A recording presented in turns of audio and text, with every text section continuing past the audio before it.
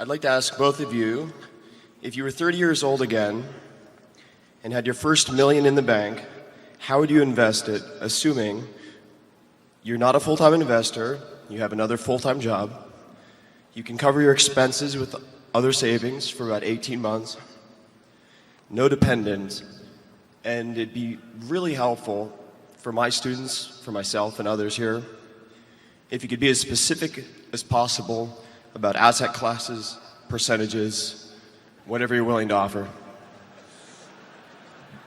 Well, I'll be very simple.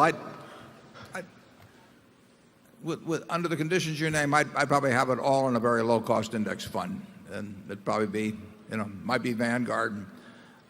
Somebody I knew was reliable, somebody where the cost was low.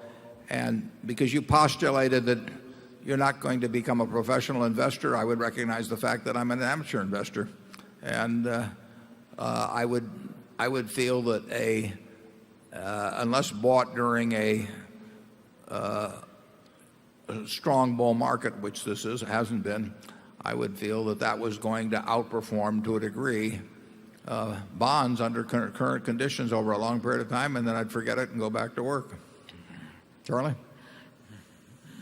Yeah, it's in the nature of things that you aren't going to have a whole lot of screamingly successful professional investors. You've got a great horde of professionals taking croupiers' profits out of the system, most of them by pretending to be professional investors. And that is in the nature of things too. But if you don't have any rational prospects of being a very skilled professional investor, well, of course you should compromise on some simple thing like an index fund. Yeah, and that you will not get that advice from anybody because nobody gets paid to give you that advice. And so you will have all kinds of people telling you how much better they can do for you than that, and how if you just give them a wrap fee or give them commissions or whatever it may be, that they will do better, but they won't do better. On average, if 1,000 other people like you do the same thing, that group of 1,000 will do worse if they listen to the people that make pitches at them. And in the end, why should you expect? I mean, you'll get a perfectly decent return over a 30 or 40-year period by doing what I suggest. And why should you expect more than that when you don't bring anything to the party? The salesman will tell you that you'll get it, but you won't. I would give you another word of warning.